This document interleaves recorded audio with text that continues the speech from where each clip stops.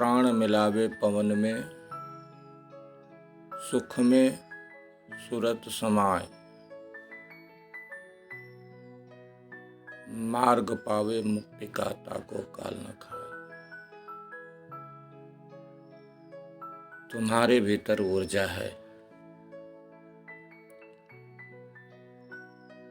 बहुत ही ताकतवर ऊर्जा है। परमात्मा ने तुम्हारे भीतर ऊर्जा देके ही भेजा है, और वह ऊर्जा जब नीचे की तरफ जाती है तो सृष्टि का निर्माण करती है।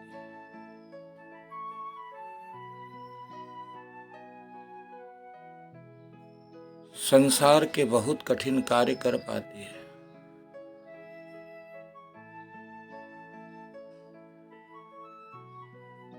उस ऊर्जा की चेतना में छिपा है तुम्हारी बिल्डिंग। उसी ऊर्जा की चेतना में छिपी है तुम्हारा परिवार। उसी ऊर्जा में छिपा है तुम्हारा समग्र भारत, समग्र विश्व।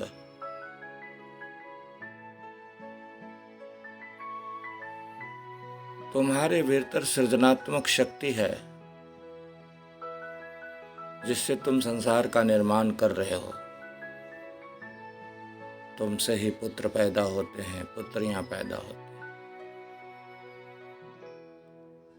परिवार तुमसे जन्म लेता है,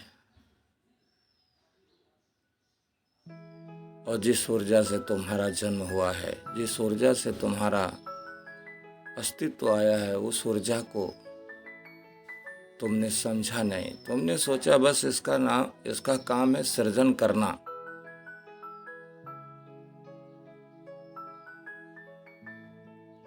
उस प्राण को, उस ऊर्जा को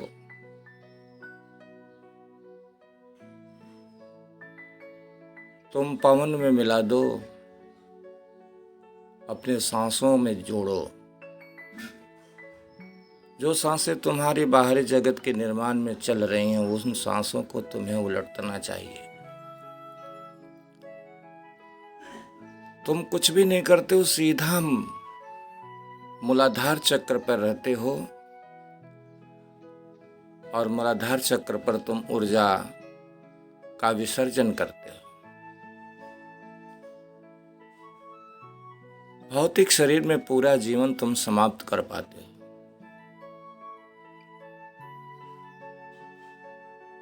तुम्हारा जो मूलाधार चक्र है वह ऊर्जा का केंद्र है। वहीं बीज छिपा है। उस बीज में जन्म देने की जरूरत है, उसमें अंकुरण करने की जरूरत है। क्योंकि पृथ्वी में बीज डालोगे तो वह अंकुरित होगा, और वह धीरे धीरे पौधे के रूप में वृक्ष बनेगा, उसमें फल लगेंगे। मूलाधार चक्र पर तुम्हारी ऊर्जा केंद्रित है। उस ऊर्जा से तुम संसार का निर्माण कर रहे हो। ऊर्जा को मूलाधार चक्र से ऊपर ले जाने का जो अस्तित्व है, जो तरीका है, जो साधना है, उस साधना में तुम्हें कुछ करना नहीं है। बाहर के निर्माण में तुम्हें तो थकान है, अंदर के निर्माण में तुम्हारा ऊर्जा है।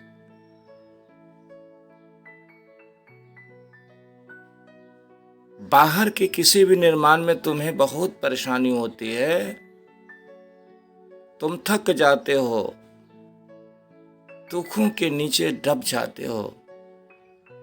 लेकिन एक उसी ऊर्जा के बीज को तुम मूलाधार चक्र पर, मूलाधार चक्र की जमीन में अंकुरित करने की कोशिश करो।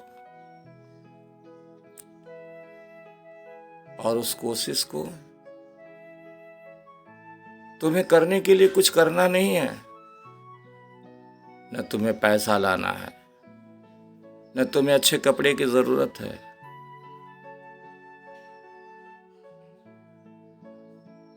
कुछ नहीं करने की जरूरत है, सिर्फ थोड़ा था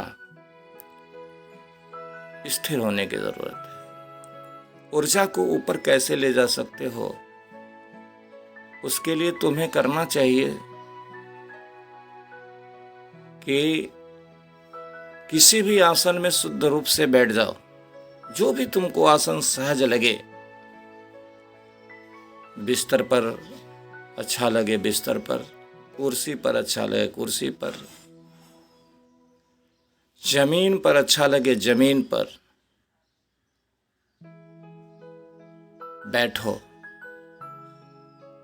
पहले तुम ऊर्जा को स्थापित करो, शांत करो ऊर्जा को, क्योंकि किसान भी बीज डालता है तो उसको शांत करता है, उसको सुखाता है, उस बीज को परखता है कि जमेगा कि नहीं जमेगा, और ज्यादा जन्म ले उसके लिए वो साधन करता है। तुम्हारे भीतर जो बीज छिपा है उस बीज को वृक्ष बनाना है। स्वामी सत्यनारायण जी कहते हैं बीज में वृक्ष और वृक्ष में बीज है। बीज चाहता है वृक्ष बनना और वृक्ष चाहता है बीज का निर्माण करना। बस सेम वैसा ही तुम्हारे भीतर है। तुम्हारे भीतर जो ऊर्जा है, जो बीज है, उस बीज का परिणाम तुम्हारी शरीर है। बीज एक है, शरीर की निर्माण है। बीज एक होता है, उसकी डालियां, उसकी शाखाएं, उसके पत्ते विभिन्न हो जाते हैं। बीज तुम्हारा प्राण है और तुम्हारी शरीर, ये सब मोह, जितना शाखा, हाथ पैर, ये सब शाखा है, डाले हैं। मूलाधार चक्र पर किसी भी आसन में बैठ जाओ। पहले कोशिश करो, पहला ध्यान में तुम, पहला अध्याय में ये शुरू करो कि तुम बैठने की आदत डालो। कोई मंत्र मत पढ़ो, कोई शब्द का ख्याल मत करो, सिर्फ बैठ जाओ। सोकर, बैठकर, उठकर, जैसे भी तुम्हें अच्छा लगे, सिर्फ आंखें थोड़ी सी बंद करने की कोशिश करो। आंखों को बंद करो, बैठने की कला को सीखो, बैठने की आदत डालो, आंखों को बंद करने की कोशिश करो। अगर ये दो अस्त्र तुम्हारे पास हो जाएं, बैठने की कला हो जाए और आंख बंद करने का अस्थायित्व आ जाए तुम्हारे में, तो वीर तुम मूलाधार चक्र में बीज का अंकुरण कर सकते हो। अक्सर तुम बीज का अंकुरण कर नहीं पा रहे हो। तुम्हारा बीज सुसुप्ति अवस्था में मूलाधार चक्र में पड़ा हुआ है। जब तक तुम मूलाधार चक्र के जागरण की क्रिया को नहीं करते हो तो तुम्हारे भीतर बुराइयां, निंदा करने की आदत, आलोचना करने की आदत, द्वेष करने की आदत, जलन की भावना, चोरी की भावना, नशा की भावना, हिंसा की भावना, झूठ बोलने की प्रवृत्ति, व्यभिचार करने की प्रवृत्ति, ये मौजूद ही रहेंगी। ये मैल तुम्हारी तभी हटेंगी जब मूलाधार चक्र का तुम्हें जागरण हो जाए। और जितने लोगों के अंदर निंदा करने की प्रवृत्ति है, झूठ बोलने की प्रवृत्ति है, किसी से जलन रखने की प्रवृत्ति है, किसी की चोरी करने की प्रवृत्ति है, किसी में हिंसा करने की प्रवृत्ति है, तो ये समझ लेना चाहिए कि मैं मूलाधार चक्र पर ज्यों का त्यों ही पड़ा हुआ हूं। पहली खेती है तुम्हारा मूलाधार चक्र, और उस चक्र का पहली शरीर है भौतिक शरीर। जिन लोगों का भौतिक शरीर जागृत हो गया है, जिन लोगों का मूलाधार चक्र बाल्यकाल में ही अगर जागृत हो गया है तो वही ध्रुव बने हैं, वे स्वामी सत्यनारायण जी बने हैं, वो सतगुरु रविदास बने, वो नानक बने, वो दरिया बने, वो पलटू बने हैं, वो ध्रुव बने हैं, वो प्रहलाद बने हैं, जिनका मूलाधार चक्र और भौतिक शरीर दोनों जागृत हुई है। वो बाल्यकाल में उनके अच्छे वृक्ष बने, क्योंकि वृक्ष को बनने के लिए भी समय चाहिए। पहली अवस्था तुम्हारा है मूलाधार चक्र और भौतिक शरीर, जिसमें बीज का अंकुरन होता है, और शुरू में ही तुम्हारी पृथ्वी, तुम्हारा भीतर का जगत ऊसर हो गया है, बंजर हो गया है, उसमें पानी नहीं पड़ा है, उसमें खाद नहीं पड़ी है।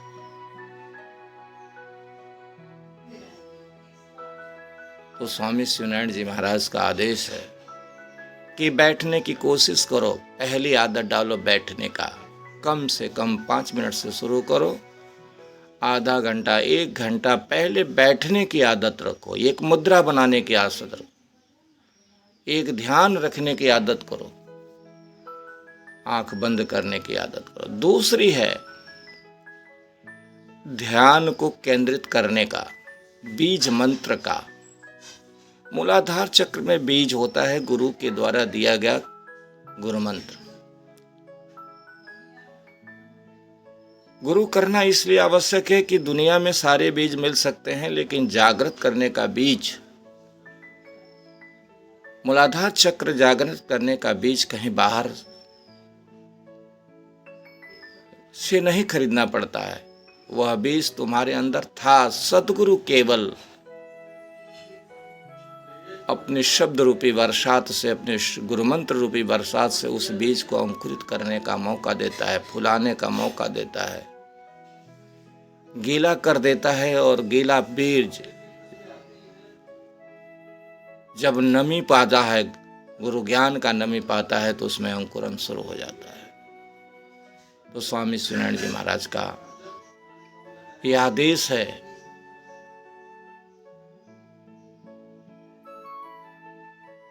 कि ये मन ऐसे करो तुम खेती। खेती करने का विचार है तो बाहर की खेतियां तुम कर पाओगे, इसके लिए तुम्हें बाहर की ट्रेनिंग मिल जाएगी। अंदर की खेती को करने का पहला अध्याय शुरू होता है, तुम्हें बैठना। कुर्सी पर बैठने की आदत डालो, शांत तरह से बैठो, उनसीकृत करके मत बैठो कि पैर हिलता हुआ दिखाई दे। पैर भी तुम्हारे शांत हो, हाथ भी तुम्हारे शांत हो। कुर्सी पर बैठने के बाद भी तुम्हारे पैर चलने लगते हैं, हिलने लगते हैं, डुलने लगते हैं, ये बैठने की कला नहीं। पूर्ण विराम में आ जाओ, तुम्हारे हाथ पैर कोई काम न करे। इसलिए आसनों की जरूरत होती है कि आसन में पैर शांत हो जाता है। कुर्सी पर थोड़ा शांत हो जाता है, पैर हिलने लगता है। बिस्तर पर भी पैर पूर्ण रूप से शांत नहीं हो पाता है, लेकिन आसन में पैर शांत हो जाता है। इसलिए उस आसनों को, बैठने की आदत डालो। कुर्सी पर भी बैठो तो शांत भाव से बैठो। अगर बिस्तर पर तुम बैठ रहे हो तो शांत भाव से बैठो।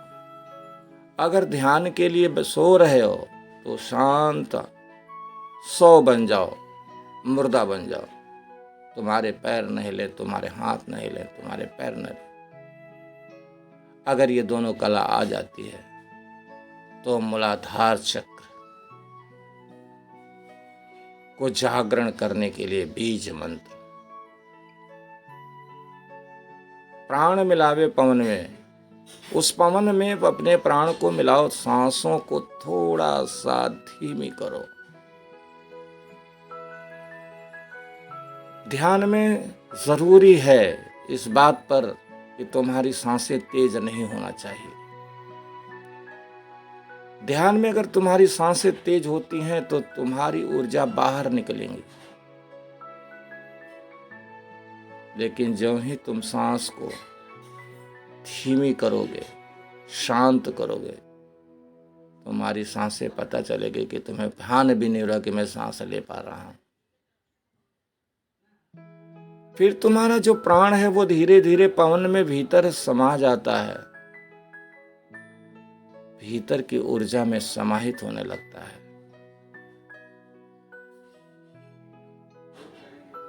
योग के विद्वानों ने सांसों को बड़ा तेजी से लेने देने की सलाह दी है।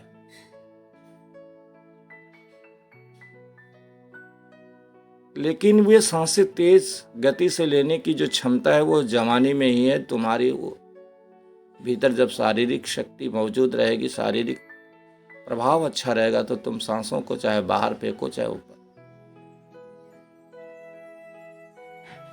लेकिन ध्यान की अवस्था में सांसों को धीमी करना पड़ता है। प्राण को पवन में अर्थात भीतर शांत करना पड़ता है। पैर शांत, हाथ शांत, शरीर शांत, भौतिक शरीर शांत, फिर तुम्हारी सांसें भी शांत होने लगेंगी। पहली क्रिया है आसन में बैठो, दूसरी क्रिया है आंखों को बंद करो, और तीसरा है कि तुम सांस को जिस तरह से परमात्मा ने दिया है कि तुम धीमी गति से सांस लेते हो, तुम्हारा जीवन चलता रहता है, अनवरत चलता रहता है। अगर तुम तेज से दौड़ोगे, तुम्हारी ऊर्जा खत्म हो जाती है, तुम थक जाते हो, बैठ जाते हो। चलना था तुम्हें 40 किलोमीटर, चल पाते हो तुम 2 किलोमीटर। जब तेज सांसों के साथ तुम कार्य करोगे तो दौड़ोगे तो तुम थक जाओगे। उसी तरह से सांसों को नॉर्मल गति से, जिस तरह से परमात्मा ने सांस लेने और देने की प्रथा बनाया है, ये सही सांस है। और इन सांसों को भी तुम देखोगे कि जब तुम बैठना आरंभ करोगे, आंख बंद करना शुरू करोगे, तो ये सांसें तुम्हें खुद नहीं पता चलेंगे कि चल रही हैं कि नहीं चल रही हैं। अब इन सांसों को तुम केंद्रित करो। कहाँ करना है? और वो है तुम्हें पहली साधना है मूलाधार चक्र पर केंद्रित होने का। और मूलाधार चक्र पर जो ही तुम सांसों को, सूरत को, ध्यान को केंद्रित करोगे और भीतर परम पवित्र गुरु मंत्र का स्मरण करोगे, पाओगे कि तुम्हारा मूलाधार चक्र जागृत होता है। और ज्यों ही तुम्हारा मूलाधार चक्र जागृत होगा तो पहला तुम्हारा परिणाम होगा कि जो तुम निंदा करते थे अब निंदा नहीं कर पाओगे। जो तुम किसी से देखकर जल रहे थे उसे प्यार करना सीख जाओगे। जब तुम किसी की भीतर चोरी करने का भाव था वो मिटता नजर आएगा, वे विचार करने की प्रवृत्ति खत्म हो जाएगी, हिंसा करने की प्रवृत्ति खत्म हो जाएगी। तुम्हारे भीतर की सारी बुराइयां अपने आप समाप्त हो जाती है इस ध्यान की प्रक्रिया में।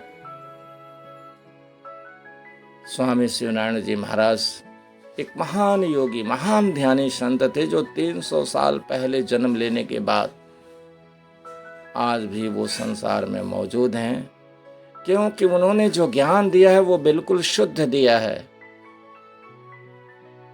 निर्विवाद दिया है, तर्क रहित दिया है। और ये जो मैं बोल रहा हूं, स्वामी शिवनारायण जी महाराज के ध्यान की विधि को अपने जीवन में उतारने के बाद बोल रहा हूं, और जो मुझे अनुभव हुआ वो मैं आपको शेयर कर रहा हूं। ऊर्जा का रूपांतरण करो, बीज को थोड़ा सा जन्म दो मूलाधार चक्र में, वह अंकुरित हो जाएगा। फिर भौतिक शरीर तुम्हारा पवित्र, भौतिक शरीर में ही बुराइयों का जन्म होता है, याद रखना। और 1 से 7 वर्ष की अवस्था में, ये 7 साल, 1 से 7 साल की अवस्था बड़ी ही जागृत अवस्था है। इसमें हर माँ बाप को चाहिए कि अपने बच्चे को उचित आचरण प्रदान करे। और 1 से 7 साल के बच्चों को जब हम ट्रेंड कर देंगे, बैठने की कला सिखा देंगे, हर चीज़ पर फोकस करेंगे, तो वह बच्चा आगे चल करके अगर डॉक्टर बनता है तो बहुत बढ़िया, विद्वान बनता है तो बहुत बढ़िया, काव्य बनता है तो बहुत बढ़िया, वैज्ञानिक भी अच्छा बन सकता है। ये 1 से 7 वर्ष की जागरण का ही नतीजा है।